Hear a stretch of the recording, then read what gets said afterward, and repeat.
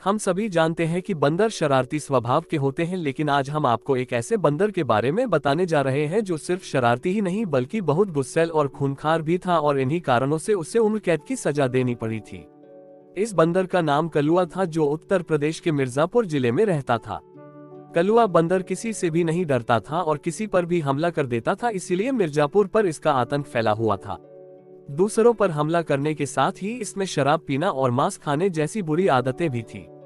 इसके साथ यह महिलाओं को रिझाता भी था।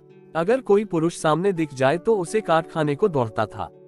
कलुआ के बारे में लोगों का कहना है कि इसे बचपन से ही एक तांत्रिक ने पाला था और वह इसे खाने के लिए शराब और मांस देता था, लेकिन जब तांत्रिक की मौत हो गई तो कलुआ अकेला पड़ गया और उसे शराब और मांस नहीं मिलने की वजह से वह ज्यादा गुस्सैल हो गया।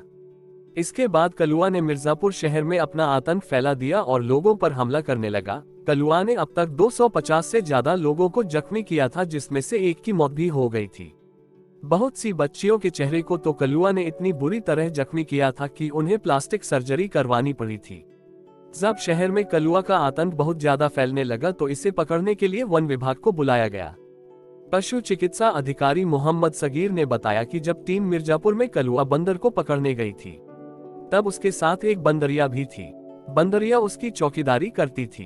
टीम जैसे उसे पकड़ने जाती वह शोर मचा कर कलुआ को चौकन्ना कर देती थी। पहले दिन बंदर ने टीम को खूब छकाया। दूसरे दिन 2 इंजेक्शन लगने के बाद कलुआ बेहोश हुआ। फिर टीम उसे कानपुर चिड़ियाघर ले आई। इसके बाद कुछ महीनों तक पिंजरे में ही उसकी हरकतों पर नजर रखी गई और उसे सुधारने की कोशिश की गई, लेकिन उसकी हरकतों में कुछ भी बदलाव नहीं आया। पिंजरे में कलुआ को 3 साल बीत गए, लेकिन फिर भी उसकी हरकतें बिल्कुल भी नहीं बदली। वह अभी भी लोगों को काटने के लिए दौड़ता था और दूसरे बंदरों के साथ रखने पर उनसे भी मारपीट करने लगता था। कलुआ की हरकतों में बदलाव न आने के कारण अधिकारियों ने इसे पूरी उम्र कारावास में ही रखने का फैसला किया, क्योंकि बाहर छोड़ने पर ये फिर से लोगों पर हमला करने लग जाता। कलुआ पहला ऐसा बंदर बन गया था जिसे उम्र कैद की सजा देनी पड़ी।